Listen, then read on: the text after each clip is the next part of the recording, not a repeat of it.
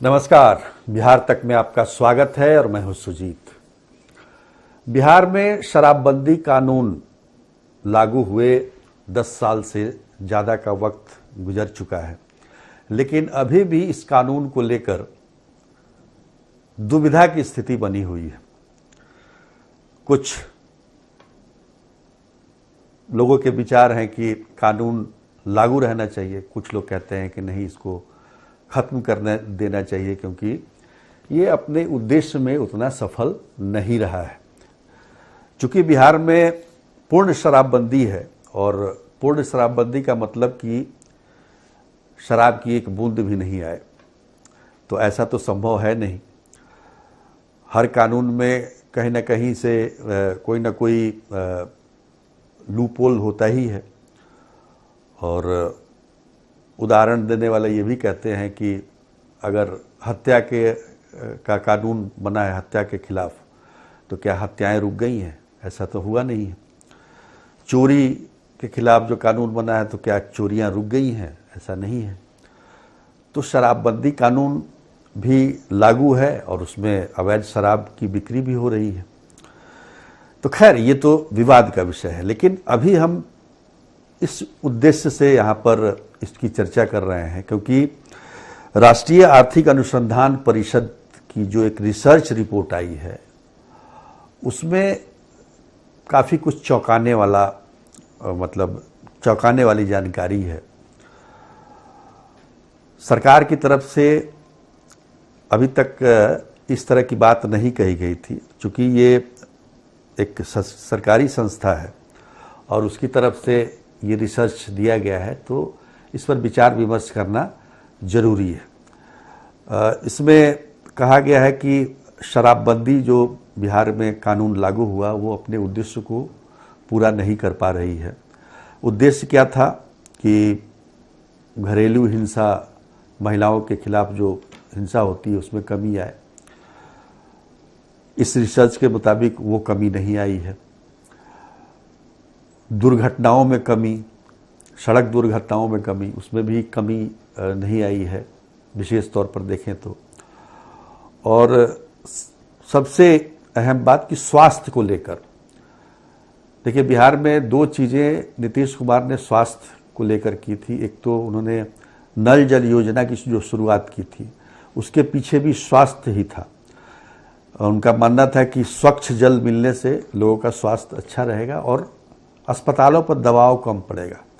शराब पीने से भी सेहत पर असर होता है, तो शराबबंदी होगी तो इसका भी कम लोगों का अस्पताल की तरफ रुख कम होगा। लेकिन ऐसा होता दिखाई नहीं दे रहा। अस्पतालों में भीड़ आप देख ही रहे हैं, लगातार नए अस्पताल बनाए जा रहे हैं, लेकिन भीड़ लगातार बढ़ती ही जा रही है। 5,000 बेड के लिए आप बनाइए अस्पताल और 50,000 लोग खड़े हैं, तो ये स्थिति है। हालांकि जनसंख्या भी उसी हिसाब से बढ़ रही है। तो ये जो NCAER की जो रिपोर्ट है, उसमें ये बताया गया है कि इस उद्देश्य को पूरा नहीं करता है। उसमें एक भी और भी चर्चा है कि इससे जो है सूखा नशा जो है उसकी मात्रा काफ़ी बढ़ गई है, काफ़ी लोग इसके चपेट में आ गए हैं। DRI के रिपोर्ट के मुताबिक इस साल मई में 104 किलो गांजा पकड़ा गया था और पिछले एक साल की बात करें तो 1,277 क्विंटल गांजा और उसके बाद 107 किलो चरस, हाइड्रोटिक बीट जो है 18.92 kg, 6 किलो कोकीन, मतलब इस तरह के DRI के द्वारा पकड़े गए हैं।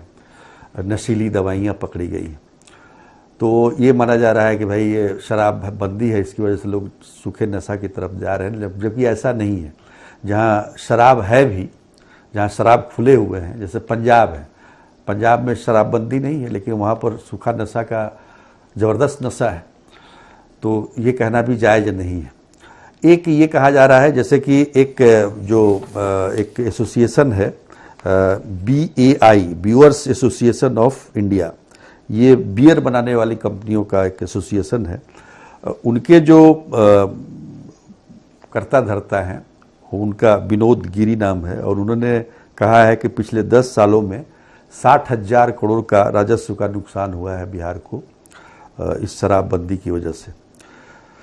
तो यही मैं कह रहा हूँ, दुविधा का कारण ये कि एक तो एक सामाजिक कारण और एक आर्थिक कारण।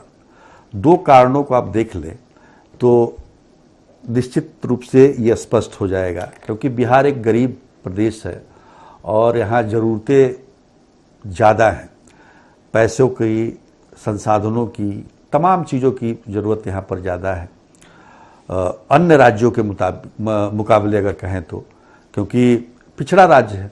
इसको अगर विकसित राज्यों की श्रेणी में लाना है तो आपको कुछ अलग से करना पड़ेगा। हालांकि मोदी जी ने वादा किया था 2014 में कि बिहार को एक अलग भाव से वो देखेंगे और बिहार को मजबूत बनाएंगे, खासतौर पर पूर्वी भारत को, जिसमें बंगाल भी आता है। अब तो बंगाल भी बीजेपी की ही सरकार है, वहाँ असम में है, बिहार में है, लेकिन वो जितना मजबूत बनना चाहिए वो मजबूत हुआ नहीं अभी तक।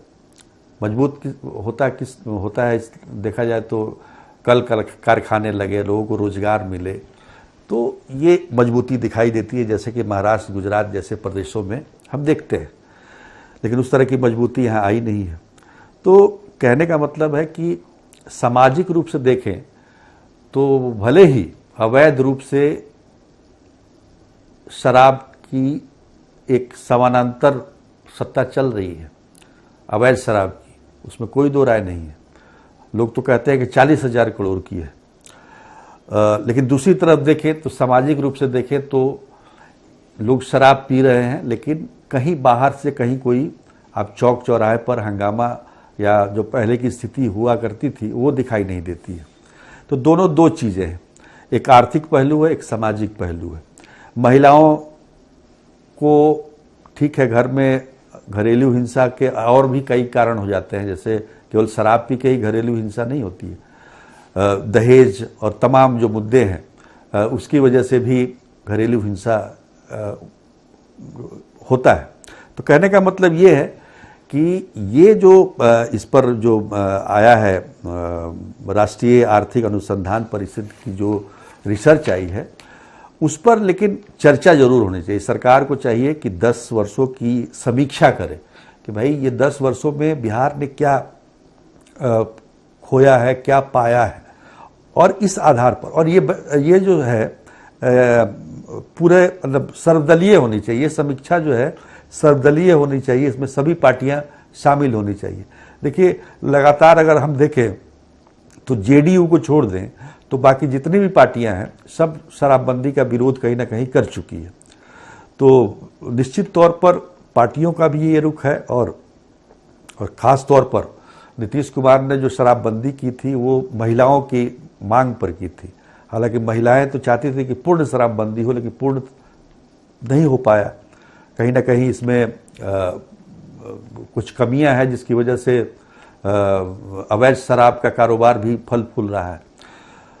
तो कुल मिलाकर इस पर समीक्षा करनी चाहिए, और ये जो इसके रिसर्च आने की वजह से, जो अनुसंधान का रिसर्च है वो आने के बाद से एक पर चर्चा काफ़ी गर्म हो गई है। और ये भी माना जा रहा है कि सरकार के पास संसाधन की कमी है, राजस्व की कमी है।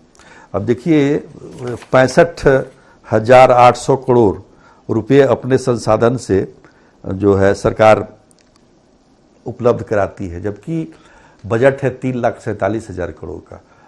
तो वो पैसे आएंगे कहाँ से? और सबसे बड़ी बात कि सरकार ने शराबबंदी के नुकसान की भरपाई के लिए जो भी टैक्स लगाना था, चाहे वो रजिस्ट्रेशन से होकर हो, रजिस्ट्री को लेकर हो, या फिर सर्विस सेक्टर में टैक्स लगा के, अब देखिए पेट्रोल यहाँ पर बगल के राज्यों से 10 रुपये ज़्यादा बिक रहा है, तो इसकी वजह कहीं ना कहीं शराबबंदी है। तो कहने का मतलब ये है कि दोनों चीज़ को देखना पड़ेगा। सामाजिक रूप से अगर आप शराबबंदी को बेहतर मानते हैं तो शराबबंदी रहनी चाहिए, और आर्थिक रूप से अगर बिहार पिछड़ रहा है, क्योंकि बिहार को पैसे की तो ज़रूरत है, इसमें कोई दो राय नहीं है। बहुत सारी योजनाएं ऐसी चल रही हैं बिहार में जिसमें लोगों को प्रत्यक्ष रूप से तो लाभ हो रहा है, लेकिन अप्रत्यक्ष रूप से बिहार कहीं ना कहीं पीछे जा रहा है। तो इस स्थिति को देखने के लिए कहीं से भी इसकी भरपाई हो सके, तो उसमें एक दिखाई देता है शराबबंदी को अगर हटा दिया जाए तो राजस्व कुछ 20,000-30,000 करोड़ बढ़ सकता है। तो ये तमाम बातें हैं, लेकिन इसकी समीक्षा होनी चाहिए और बैठ के सारे दल के नेता बैठें, इस पर इस बात विचार करें। बयान देने से कुछ नहीं होता है, बयानबाजी बहुत हो चुकी है। अब बिहार को अगर आगे बढ़ाना है तो क्या शराबबंदी के रास्ते पर ही चलना है या फिर शराबबंदी को खत्म करके इसका आर्थिक लाभ लेना है? दोनों पर स्पष्ट नीति होनी चाहिए। देखिए, गुजरात में 76 वर्षों से शराबबंदी है। 1949 से ही, जब बंबई राज था तभी से शराबबंदी है। 1960 में जब गुजरात बना तब से तो पूर्ण शराबबंदी है वहाँ। कभी ये सवाल नहीं उठा कि वहाँ शराब को बंदी हटा लिया जाए, लेकिन बिहार में बार बार ये सवाल उठता है। क्यों उठता है? ये एक बड़ा सवाल है। दूसरा ये है कि आपको मतलब पूरी तरीके से इस पर विचार विमर्श करने के बाद अपना निर्णय रखना चाहिए। नीतीश कुमार शराबबंदी के पक्षधर हैं, प्रधानमंत्री नरेंद्र मोदी शराबबंदी के पक्षधर हैं। इस स्थिति में शराबबंदी को ख़त्म करना भी बिहार के लिए कोई आसान काम नहीं है, और आसान काम वैसे भी सामाजिक रूप से भी नहीं है। जो लोग इस धंधे में लगे हुए हैं, अवैध शराब के धंधे में, वो कभी नहीं चाहेंगे कि शराबबंदी खत्म हो। तो बहुत सारी चीज़ें हैं, केवल ये मतलब बयानबाजी जैसा कि मैंने पहले कहा उससे नहीं काम चलेगा। इसको बैठकर ठोस रास्ता निकालना पड़ेगा, या फिर आप जो है इस पर चर्चा ही नहीं करें इस पर, या अगर मान लीजिए इस तरह के रिपोर्ट रिसर्च आ रहे हैं, गुजरात के बारे में इस तरह के रिसर्च क्यों नहीं आते? तो ये भी एक सवाल है। तो आप देखिए, बिल बैठ के सोचिए कि आखिर इस तरह की बात आ रही है, कहीं ना कहीं सरकार के मन में है कि इसको हटाएं नहीं हटाएं, हटाएं नहीं हटाएं, पर इसको सबके सहमति से इस पर विचार विमर्श करके, समीक्षा करके, इसके नुकसान और लाभ की समीक्षा करते हुए फैसला लेना चाहिए। तो आज के लिए इतना ही, तब तक के लिए नमस्कार।